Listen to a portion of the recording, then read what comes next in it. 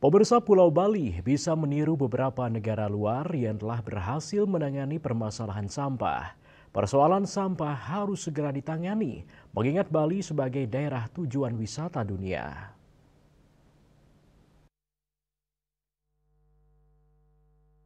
Dewasa ini, permasalahan sampah kian menjadi momok bagi Pulau Bali.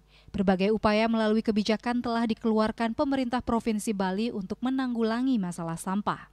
Pengelolaan sampah terpadu harus mulai dilakukan dengan mengurangi sampah dari sumber dan mengembangkan infrastruktur pengolahan sampah yang berkelanjutan. Menurut praktisi pariwisata Bagus Sudibyo, sampah bisa dijadikan sebagai sumber energi terbarukan dengan cara pengelolaan yang tepat.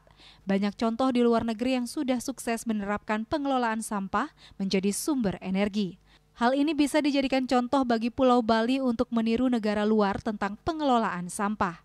Banyak negara di mana bisa kita tempat berguru, belajar bagaimana cara pengelolaan mereka. Pokoknya antara lain yang saya tahu di Jepang sudah sangat berhasil dia mengelola sampahnya sampai zero waste, sampai tidak ada lagi hampir sampah buangan maupun gas buangannya sudah sangat terkontrol.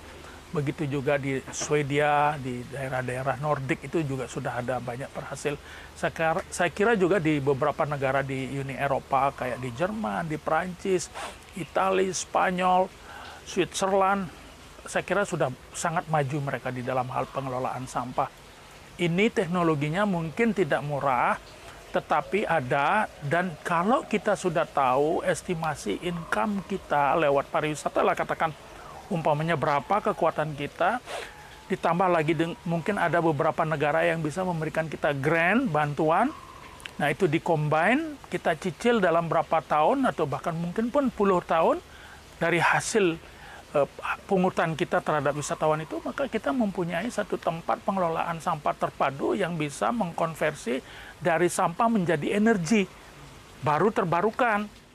Dengan dana pungutan wisatawan asing yang dimiliki, sudah saatnya Bali membangun suatu tempat khusus untuk mengelola sampah menjadi sumber energi terbarukan.